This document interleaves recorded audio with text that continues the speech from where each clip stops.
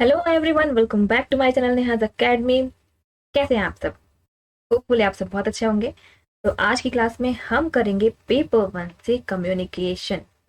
जी हाँ, आज हम करेंगे यूजीसी नेट जेआरएफ के पेपर 1 यानी कि यूनिट 4 कम्युनिकेशन का। आज हम देखेंगे एमसीक्यूज एंड पीवाईक्यूज, ताकि आप इससे रिलेटेड जो भी क्वेश्चंस जो आने वाले हों या फिर इसको अच्छी तरीके से समझ सके।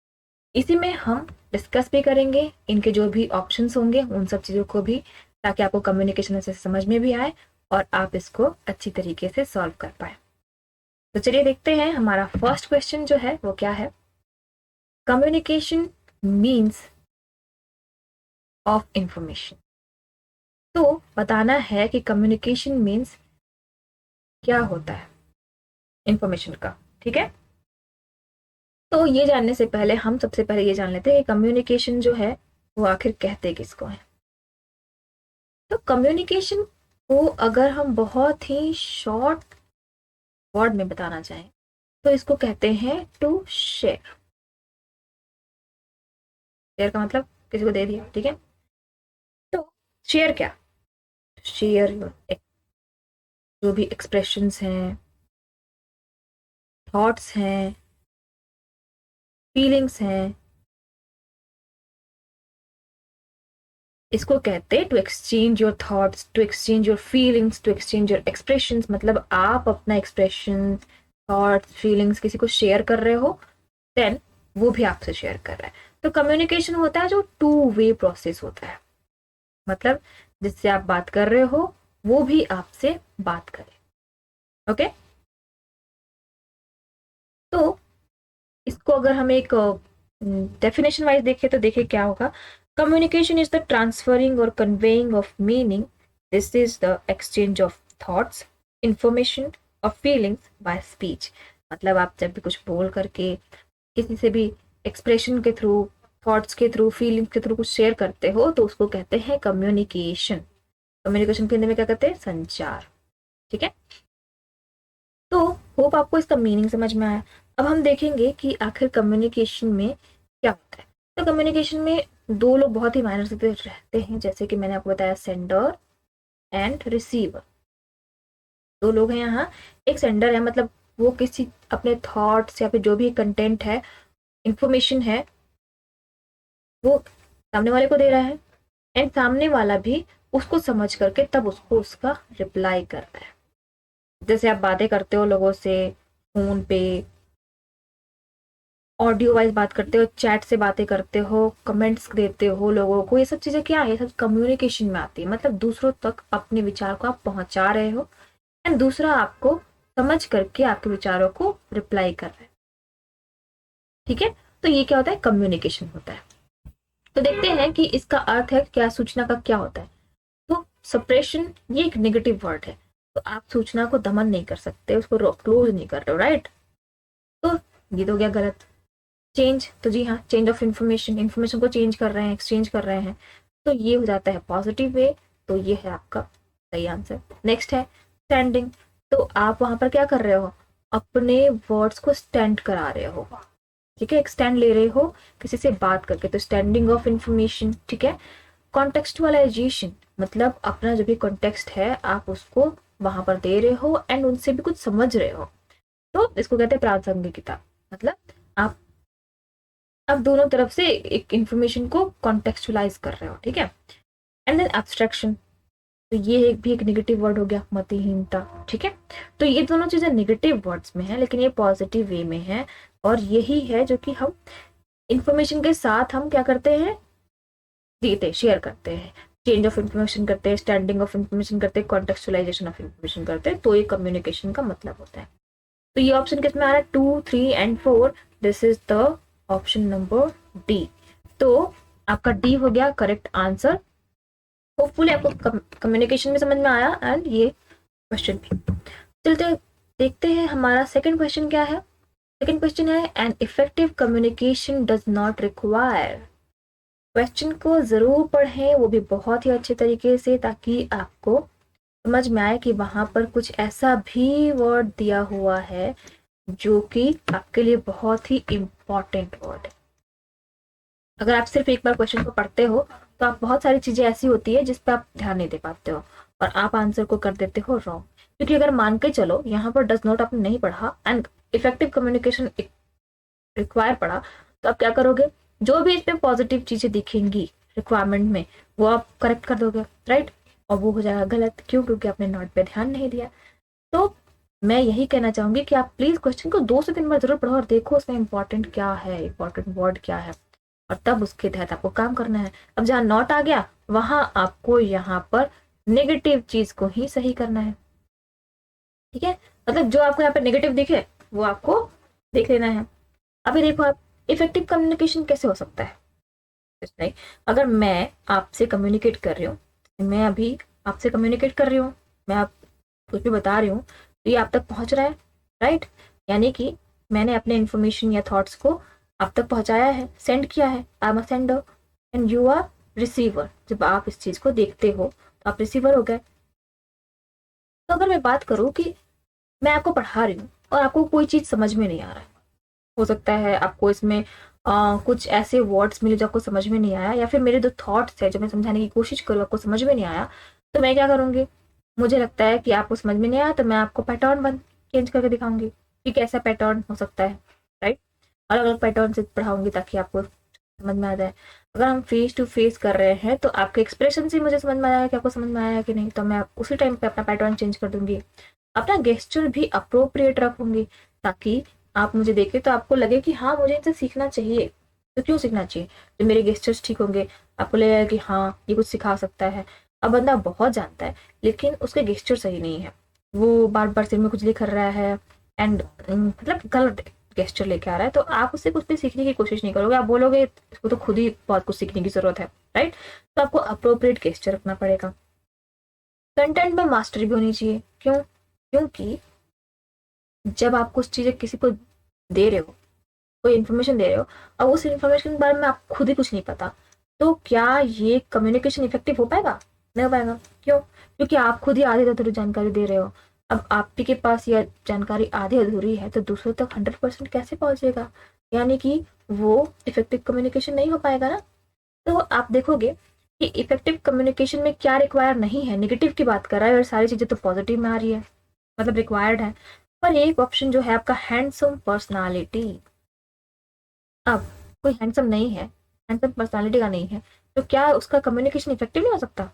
बिल्कुल हो सकता है। उसमें पर्सनालिटी का हैंडसम होना, अगली होना, ये सब चीजें तो मैटर नहीं करता। तो इसका मतलब कि इफेक्टिव कम्युनिकेशन में रिक्वायरमेंट किस चीज की नहीं है? हैंडसम पर्सनालिटी की रिक्वायरमेंट नहीं है। हैंडसम हो तो भी ठीक, नहीं हो तो भी ठीक, स्मार्ट हो ठीक है, नहीं हो तब भी कोई बात नहीं है। क्यों? क्योंकि आपका इफेक्टिव कम्युनिकेशन होना चाहिए ना।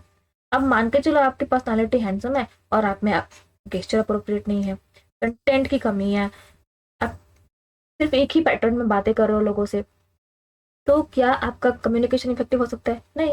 और अगर आप में आपकी पर्सनालिटी हैंडसम नहीं है और ये सारी चीजें हैं तो भी इफेक्टिव कम्युनिकेशन बन सकता है, बिल्कुल बन सकता है। तो आपका ऑप्शन क्या हो जाएगा यहाँ पर? डी। और डी है क्या? नेगेटिव। ठीक है, तो नेगेटिव चीज है तो हमें नेगेटिव ही ढूंढना है, यानी कि यहाँ पे हैंडसम पर्सनालिटी करेक्ट आंसर। देखते हैं नेक्स्ट क्वेश्चन क्या है। Touch is an important element is. Touch की बात कर रहे हैं, राइट। आपने सुना होगा बैड टच, गुड टच, तो हम यहाँ पे इसके बारे में बात नहीं करेंगे। हम बात करेंगे कि टच क्या है, इंपॉर्टेंट एलिमेंट किस चीजों में होता है। अभी देखो कम्युनिकेशन में मैं एक चीज बता दूं कि ये 3 चीजें दी हुई हैं यहाँ पर, ये क्या है? अब देखो, आपसे रिलेटेड जो चीजें हैं वो कहलाती हैं जो आपके अंदर की चीजें हैं, राइट। ये कहलाते हैं इंट्रापर्सनल,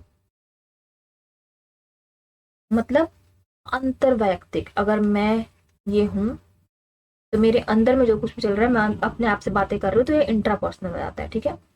वही इससे थोड़ा सा आगे का जो एरिया आता है ना, ये हो जाता है आपका इंटरपर्सनल, जिसमें आपके फैमिली, फ्रेंड्स एक्सेट्रा लोग आते हैं जो आपके करीबी होते हैं।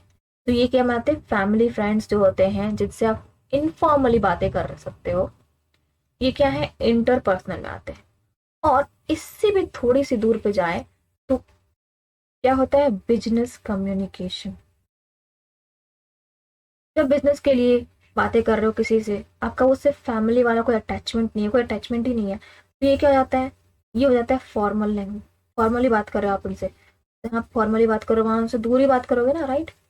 तो क्या बोला, touch is an important element. अब देखो आप खुद से बातें कर रहे हो तो खुद खुद में तो ये हो, आपको टच वच करो ना करो क्या फर्क पड़ता है, तो खुद में ये कहो, तो आप खुद से जुड़े हुए पहले से ही हो।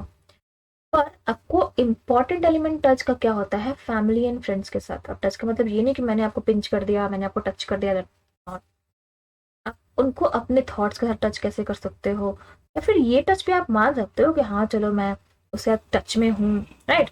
ये कहाँ पे आता है, इम्पॉर्टेंट एलिमेंट जो है वो इंटरपर्सनल कम्युनिकेशन में आता है। मतलब आपका ऑप्शन क्या हो जाएगा, B. Touch is an important element in interpersonal communication. Option number B is the correct answer. पारस्परिक मतलब एक दूसरे के साथ बहुत अच्छे खासे से जुड़े हुए हो, right? तो आपको ये क्वेश्चन भी समझ में आया। चलते हैं नेक्स्ट क्वेश्चन की तरफ, जो है कि which of the following is not a successful communicator. अब यहाँ पर फिर से आ गया नॉट, तो आपके दिमाग में ऐसे बीप बीप बीप आना चाहिए, यहाँ पर नॉट आ रहा है, नॉट आ रहा है, नॉट आ रहा है, तो अब मुझे यहाँ पे क्या ढूंढना है, नेगेटिव स्टेटमेंट ढूंढना है इस चीज से रिलेटेड। सक्सेसफुल कम्युनिकेटर से रिलेटेड निगेटिव जो भी कुछ आएगा वो आपके लिए इंपॉर्टेंट होगा, इसमें वही आपका आंसर हो जाएगा। चलिए देखते हैं ऑप्शन नंबर वन क्या है। One who present material in a precise and clear way. तो अगर कोई आपसे बात कर रहा है और उसका जो है मतलब तरीका जो है वो स्पष्ट ना हो, सटीक ना हो, तो क्या आप उस आपका सक्सेसफुल कम्युनिकेशन हो सकता है, मतलब वो बंदा सक्सेसफुल कम्युनिकेटर है, नहीं है। क्यों, क्योंकि वो आपसे क्लियर वे में बात नहीं कर रहा, प्रीसाइजली बात नहीं कर रहा। और यहाँ पर क्या बोल रहा है कि one who presents material in a precise और क्लियर वे, मतलब वो आपसे स्पष्ट तरीके से बात कर रहा है, तो क्या ये सक्सेसफुल कम्युनिकेटर नहीं होगा, तो ये तो होगा। ये तो पॉजिटिव चीजें हैं यहाँ पे। सक्सेसफुल कम्युनिकेटर के लिए हमें क्या चाहिए, नेगेटिव चाहिए, मतलब ये ऑप्शन नहीं होगा। ठीक है, next, one who is able to adopt himself और herself according to the language of the communicating, मतलब जो कि संप्रेषक की भाषा के अनुसार स्वयं को अपनाने में सक्षम हो। सुना है आपने वो वर्ड, जैसा देश वैसा भेष। क्यों, क्योंकि हम क्या यूज करते हैं, जहां पे हम जाते हैं हम उनकी तरह रहने की कोशिश करते हैं ताकि हमारा कम्युनिकेशन अच्छा हो, एक सक्सेसफुल कम्युनिकेटर के रूप में हम आए। कैसे आएंगे, जब हम उनके हिसाब उनको देख करके उनके हिसाब से उन बातें करेंगे। तो अब जैसे कोई आपसे इंग्लिश में बातें कर रहा है, आप वहां पे हिंदी में बोल रहे हो, उसको हिंदी पता नहीं है, एग्जैक्टली उसको हिंदी नहीं पता, तो क्या आपका कम्युनिकेशन सक्सेसफुल होगा, नहीं। आप एक सक्सेसफुल कम्युनिकेटर बन सकते हो, नहीं, क्योंकि आपको तो इंग्लिश आती है पर इस बंदे को तो हिंदी नहीं आती, तो आपको क्या करना पड़ेगा, इंग्लिश में बात करनी पड़ेगी। हाँ, ये चीज हो सकता है कि अगर आपको सिर्फ हिंदी आती है और उनको सिर्फ इंग्लिश आती है, तो आपको एक मीडिएटर रखने की जरूरत पड़ेगी, एक ट्रांसलेटर रखने की जरूरत पड़ेगी, जो आप दोनों की बातों को एक दूसरे से समझा सके। ओके, तो ये अलग चीज हो गई। लेकिन हमें क्या करना है, हम देखते हैं कि जो भी अडॉप्ट कर लेता है खुद को उसके अकॉर्डिंग लैंग्वेज को, तो ये तो पॉजिटिव वे हो गया, यानी कि ये ऑप्शन भी हो जाएगा गलत। Next, one who knows a lot, जानता बहुत कुछ है, but it's somewhat reserves in his or her attitude, मतलब जानता बहुत कुछ है लेकिन फिर भी वो अपने आप को रिजर्व करके रखने की कोशिश कर रहा है। अब सोचो, आप किसी से बातें कर रहे हो, आप उससे कुछ पूछ रहे हो और वो क्या, उसको पता है सब कुछ लेकिन वो आपसे अच्छी तरीके से बात नहीं कर रहा, रिजर्व करके रखना चाहता है, मैं क्यों बताऊं। तो क्या ये सक्सेसफुल कम्युनिकेटर की निशानी है, बिल्कुल नहीं है। क्यों, क्योंकि जब कोई आपसे अच्छी तरीके से बात करा तो आपको भी वहां पर उसी के हिसाब से उसी के अकॉर्डिंग बात करनी होती है। तो ये एक आगे में नेगेटिव पॉइंट आ गया, क्योंकि ये जो है वो सक्सेसफुल कम्युनिकेटर की निशानी नहीं है, एक सफल संचारक नहीं है जो खुद को रिजर्व करके रखने की कोशिश करे जानते हुए भी। तो ये एक ऑप्शन मिला है जो कि सही है। अब नेक्स्ट देख लेते हैं एक और ऑप्शन की क्या कहता है वो। One who sometimes become informal before the receiver and develops और एफर्ट, मतलब कि वो कभी कभी क्या करता है, जैसे मान के चलो आप कभी कभी जो आपके बॉस ही होते हैं या फिर मैनेजर होते हैं, कोई होते हैं, आप हमेशा उनसे फॉर्मली तो बात करते हो, लेकिन कभी कभी क्या हो जाता है, जब आप उनसे ऑफिस में नहीं मिलते, बाहर मिलते हो, तो आप उनसे कभी कभी इनफॉर्मली भी बात करते हो। कैसे, जब आपका उनके साथ रिलेशन अच्छा बन जाता है, ठीक है, जब रिलेशन अच्छा बन जाता है तो आप इनफॉर्मली भी बात कर लेते हो। तो क्या ये सही है, तो बिल्कुल सही है। अगर आपको उनसे अपना संबंध ठीक करना है, विकसित करना है, तो आपको कभी कभी उनके साथ इन्फॉर्मल भी होना जरूरी हो जाता है। तो ये भी क्या हो जाता है, पॉजिटिव में आ जाता है। तो हमारे पास जो निगेटिव आया वर्ड वो क्या था, ऑप्शन नंबर सी। तो option number C is a correct answer, क्योंकि आपको क्वेश्चन में ही पूछा है कि कुछ निगेटिव ढूंढ के। ओके, तो hope it's clear. The next question is, the process of communication is enhanced through. आपका कम्युनिकेशन इनहांस्ड कब होगा, आप उसकी प्रक्रिया को बढ़ा कब सकते हैं। मैं आपके साथ मतलब हमारा कम्युनिकेशन जो हो चल रहा है, ये इन्हांसमेंट कैसे होगा इसमें, जब आप मुझसे जुड़ोगे, राइट। आप मेरे चैनल को सब्सक्राइब भी कर दोगे, लाइक भी कर दोगे, एंड आप अपने डाउट्स पूछोगे मुझसे कमेंट में, एंड मैं आपके डाउट को क्लियर करूंगी, तो हमारा कम्युनिकेशन क्या होगा, इन्हांस होगा। फिर मैं आपको जान जाऊंगी कि हाँ कोई एक बंदा ऐसा है जो पढ़ने के लिए इच्छुक है, राइट। तो कम्युनिकेशन कैसे होगा, इन्हांस होगा। अब ये कैसे होगा, बिलोंगिंगनेस से, अपनेपन के थ्रू। तो जी हाँ, बिल्कुल अपनापन अगर आप किसी में दिखाते हो तो आपका कम्युनिकेशन क्या होता है, इनहांस होता है, राइट। अब जैसे मान के चलो दो लोग बातें कर रहे हैं, अब अगर आप किसी से फोन पे बात कर रहे हो, ऐसे बात कर रहे हो, मान लो कभी मिल गए किसी से, तो आपने उसको सिर्फ फॉर्मली बात करना शुरू किया, कैसे हो, क्या कर रहे हो, अभी कहाँ जा रहे हो, एटसेट्रा, बस इतनी सी बातें हुई। और इसमें ही आप थक गए, क्यों, क्योंकि आपका उसके साथ बिलोंगिंगनेस है ही नहीं, अपनापन तो कुछ है ही नहीं, तो आपने बस इतना जाना और आप चले गए। पर जिसके साथ बिलोंगिंगनेस होती है, उसके साथ आप क्या खाया, कब खाया, कैसे खाया, क्या कहाँ जा रहे हो, किसके साथ जा रहे हो, ठीक है, बहुत सारे क्वेश्चंस आ जाते हैं, क्वेश्चंस की भरमार हो जाती है और आंसर्स की भी। फिर जहाँ आप 2 मिनट बातें करते हो, वहाँ आप यहाँ हाफ एन आवर से भी ज़्यादा बातें कर लेते हो, राइट। क्यों, क्योंकि आपकी बिलोंगिंगनेस ज़्यादा है। तो बिलोंगिंगनेस अगर ज़्यादा है तो कम्युनिकेशन भी इनहांस होगा ना। अब ये बढ़ गई आपकी कम्युनिकेशन वाली चीज़ें, आप इनको ज़्यादा समझने लगे हो इनसे ज़्यादा, राइट। इनको आप कम समझते हो, लेकिन इनको आप बहुत ज़्यादा समझने लगे हो। क्यों, क्योंकि आपके कम्युनिकेशन को इन्हांसमेंट मिला, किससे, बिलोंगिंगनेस से मिला। तो ये तो ऑप्शन क्या है, सही है। Next, security and freedom to make choices. अब उनको उनकी सिक्योरिटी एंड फ्रीडम को क्या करते हैं, उनको चॉइसेस देते हैं, ठीक है, उनके चॉइसेस के लिए स्वतंत्रता देते हैं, हम उनको फ्रीडम देते हैं कि आप अपनी सिक्योरिटी एंड अपने चॉइसेस को अपने हिसाब से करो। लाइक अगर मुझे आपसे बात करनी है और अगर आप बात करने के इच्छुक नहीं हो, तो आप अपने चॉइसेस पे डिपेंड करो, ठीक है, आपकी चॉइस, आपकी सिक्योरिटी भी आपकी चॉइस होनी चाहिए। मतलब आप फ्री हो कम्युनिकेट करने से। अब ऐसा तो नहीं है कि मैं आपको बांध करके और बोलूंगी कि नहीं नहीं सब्सक्राइब करके जाओ, नहीं आप यहीं जुड़े रहो, नहीं आप कहीं और नहीं जा सकते, तो ऐसा तो नहीं होगा। ऐसे करने से कम्युनिकेशन इन्हांस नहीं होगा, बल्कि क्लोज हो जाएगा। कि नहीं वो मुझे बांध के रखता है, नहीं वो उसने मुझे जबरदस्ती करी, तो आप क्या करते हो, वहां पर क्लोजनेस आ जाती है, इन्हांसमेंट नहीं होती, तो जस्ट अपोजिट हो जाएगा, राइट। तो आपको उनको फ्रीडम देनी होगी, उनकी सिक्योरिटी और उनके चॉइसेस को लेकर के, ठीक है। तो ये भी है क्या, correct. Then information of meeting and avoidance of pressure, मतलब कि आपको उनको प्रेशर से बचाना है, ठीक है। Meeting and avoidance of pressure, मतलब इसकी इंफॉर्मेशन होनी चाहिए आपको कि किस तरीके से वो अपने आप खुद को भी प्रेशर से अवॉइड कर सकते हो और उनको भी। कैसे, अभी देखो देखो अगर आप एग्जाम दे रहे हो और कई बार आप फेल हो चुके हो, तो आपको बहुत प्रेशर आता है।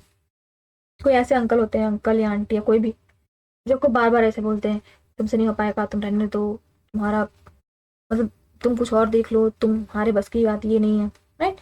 तो उस प्रेशर को कैसे अवॉइड करना होता है, आपको मीटिंग उनसे किस तरीके से करनी चाहिए, ये सारी चीजें भी आपके कम्युनिकेशन को इन्हांस करती है। अगर आपने प्रेशर ले लिया है तो आपका कम्युनिकेशन तो ऐसे ही क्लोज हो जाएगा। आप उनके सामने आने से डरोगे, आप बोलोगे नहीं मैं उनके सामने नहीं जाऊंगा, वो बहुत मतलब अच्छी बातें नहीं करते, मुझसे नेगेटिव बातें करते, तो आपने प्रेशर ले लिया, आपको प्रेशर को अवॉइड करना नहीं आया, तो आपको इनकी इन्फॉर्मेशन नहीं है, तो कम्युनिकेशन क्या हो जाएगा, इन्हांस्ड ना होकर के क्या हो जाएगा, क्लोज हो जाएगा। तो हमें इन्हांस करना है, तो यानी कि हमें अवॉइडेंस ऑफ प्रेशर पे ध्यान देना होगा, इन्फॉर्मेशन ऑफ मीटिंग पे ध्यान देना होगा कि हमने मीटिंग किस चीज के लिए किया है, ठीक है। तो ये भी चीजें करेक्ट हमें। अब देखो लास्ट ऑप्शन क्या, ऑल ऑफ द अबव, तो बिल्कुल ये सारे ऑप्शन सही है। तो हमें यहाँ पे ऑप्शन हमारा आंसर मिल गया, ऑप्शन नंबर डी, ऊपर के सभी, यानी ऑल ऑफ द अबव। तो चलते हैं हमारे लास्ट क्वेश्चन की तरफ, जो कि है two way communication becomes effective. मतलब इफेक्टिव कम्युनिकेशन कब होगा। जैसे मैंने आपको अभी फर्स्ट क्वेश्चन में बताया कि इफेक्टिव कम्युनिकेशन किस टाइप से हो सकता है, पहले आपको कम्युनिकेशन को समझना होगा, राइट। अभी देखो, जैसे आप अपने दोस्त के सामने हो, ठीक है, तो आपको अगर इफेक्टिव कम्युनिकेशन बनाना हो तो क्या करते हो आप? एक दोस्त इधर देख रहा है, एक दोस्त इधर देख रहा है, ऐसा होता है क्या? नहीं। अब दोनों क्या करते हैं, एक दूसरे के सामने देख रहे होते हो, एक दूसरे की आंखों में आंखें डाल के देख रहे होते हो, राइट। क्यों? ताकि आपका कम्युनिकेशन जो है वो बहुत ही इफेक्टिव हो, सक्सेसफुल हो। तो क्या पूछ रहा है यहाँ पे कि two way communication, two way मतलब क्या होता है कि एक जो पर्सन जो सेंड कर रहा है, एक जो रिसीव कर रहा है। तो जो सेंडर है उसने अपना इन्फॉर्मेशन दिया, रिसीवर ने भी अपना जो भी रिप्लाई है वो उसको दिया। तो ये हो गया टू वे कम्युनिकेशन, मतलब मैं बात कर रही हूँ, आप भी बात करो, this is a two way communication. मैंने बोला अब अपने डाउट्स कमेंट्स में डालो, तो आप क्या करोगे, आप कमेंट में वो डाउट डालोगे, तो हो गया टू वे कम्युनिकेशन। अब मैं आपका कमेंट पढ़ करके और आपके डाउट को क्लियर करूंगी, वो हो गया टू वे कम्युनिकेशन, ठीक है। तो इस तरीके से होता है। अभी देखोगे आप, focusing on the eyes of the person speaking, अगर आप फेस टू फेस बातें कर रहे हो तो you have to focus on their eyes, on his eyes, on her eyes. जब आप बात कर रहे हो आप उनकी तरफ देखते हो, उनके फेस की तरफ देखते हो। अगर आप कहीं और देखोगे तो आपका कम्युनिकेशन कहीं और चला जाएगा ना, क्योंकि एक वर्ड्स के बाद मीनिंग्स तो बहुत सारी हो सकती है, लेकिन अगर आप उनका बॉडी लैंग्वेज चेक कर रहे हो, आप उनको देख करके बातें कर रहे हो, तो आपको वही सेम वर्ड की जो मीनिंग है, जो वो आपको समझाना चाह रहे हैं, वो ही आप समझोगे। क्यों? क्योंकि आपका कम्युनिकेशन इफेक्टिव हो रहा है जब आप एक दूसरे के सामने देख रहे हो, दूसरे की आंखों में देख रहे हो, दूसरे का बॉडी लैंग्वेज को ऑब्जर्व कर रहे हो, ठीक है। तो ये तीनों ऑप्शन क्या है, करेक्ट हो गए, तभी इफेक्टिव हो सकता है। ऑब्जर्विंग बॉडी लैंग्वेज के बारे में एक चीज और बताऊं कि आपका जो कम्युनिकेशन होता है वो किस तरह से काम करता है। तो ये थोड़ा इस तरीके से है, ये जो है 55% है, ये 38% है, and this one is 7%। 55% is your body language, मतलब अगर आप 100% कम्युनिकेशन की बात करें, अगर ये टोटल को मिलाकर के हम बोलते हैं कि ये कम्युनिकेशन है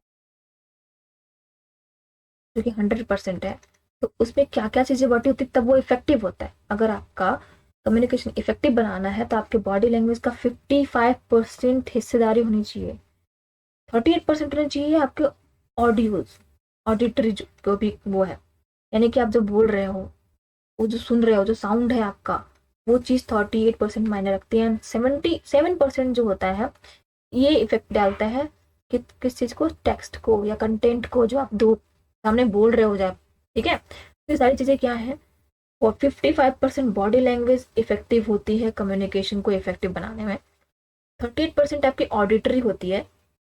जस्ट लाइक अगर मैं सारी जो भी बातें हैं वो सिर्फ एक ही टोन में बात करूँ, उसकी स्पीड एक ही जैसी हो, वो एकदम जैसे अगर मैं नॉर्मल बात करूँ तो नॉर्मली बात करूँ, चाहे वो एंगर वाला इशू मैं आपका डिस्कस कर रही हूँ या कुछ भी डिस्कस कर रही हूँ, सबका टोन, सबका मीडियम एक ही जैसा हो, तो क्या वो कम्युनिकेशन इफेक्टिव होगा? नहीं होगा ना।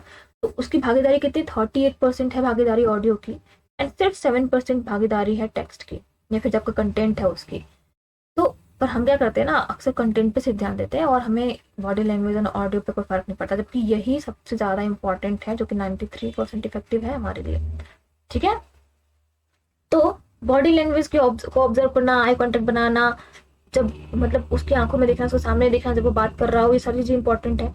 कमेंट्स ऑन सोशल मीडिया, जैसे कि मैंने आपको बताया, यूट्यूब पे कमेंट करना, या फिर कोई भी अगर कहीं पे भी बात कर रहा है आपसे, आप उसको कमेंट करते हो, तो वो क्या होता है, इफेक्टिव कम्युनिकेशन में आता है, राइट। मतलब लग रहा है कि हाँ आप इंटरेस्टेड हो उनसे बात करने को, तो आपका कम्युनिकेशन इफेक्टिव बन जाता है। क्वेश्चंस करना, आपको जो भी कुछ मान लो डाउट होता है, जब आप किसी के सामने बात करो, दोस्तों से ही बात करो, तो अगर आपको कुछ समझ में आए तो क्या बोलते हो, भाई थोड़ा फिर से बताना कि तुमने जो क्या बोला था, या फिर इसके बारे में बताओ क्या हो रहा है यहाँ पे, क्या चल रहा है, ये सब, ठीक है। तो ये क्वेश्चन जरूरी है। पैराफ्रेजिंग जरूरी है, मतलब अगर कुछ भी आप किसी ने कुछ बोला और आपने समझा ही नहीं अच्छे तरीके से, तो क्या वो कम्युनिकेशन इफेक्टिव होगा? जैसे मैं आपको कुछ बोल रही हूँ, आपको समझ में ही नहीं आ रहा, कोई ऐसी लैंग्वेज में बोल रही हूँ जिसको आपको समझ में ही नहीं आ रहा, तो आप उसकी पैराफ्रेजिंग नहीं कर सकते। तो अगर नहीं करोगे तो कम्युनिकेशन इफेक्टिव नहीं होगा, यानी इसकी भी जरूरत है। तो ये सारे ऑप्शन जो है वो करेक्ट है, तो यानी कि आपका ऑप्शन नंबर क्या हो जाएगा, option number B is your correct answer. तो आपके लिए ये सारी चीज़ों की ज़रूरत है कम्युनिकेशन को इफेक्टिव बनाने। तो आई होप आपको ये क्वेश्चन भी क्लियर हो। तो आज के ये 6 क्वेश्चन होपफुली आपको कम्युनिकेशन में बहुत हेल्प करेंगे। तो अगर आपको वीडियो अच्छी लगे तो प्लीज़ लाइक कर दे, चैनल को सब्सक्राइब करना ना भूलें और बेल आइकन तो ज़रूर प्रेस करें ताकि जो भी आगे आने वाली वीडियोस हैं उसकी नोटिफिकेशन आपको सबसे पहले मिल सके और आप उसकी तैयारियां बहुत अच्छे से कर सकें। So wish you very all the best for your exam and for your preparation. Thank you so much. Let's learn, achieve and grow. Bye bye.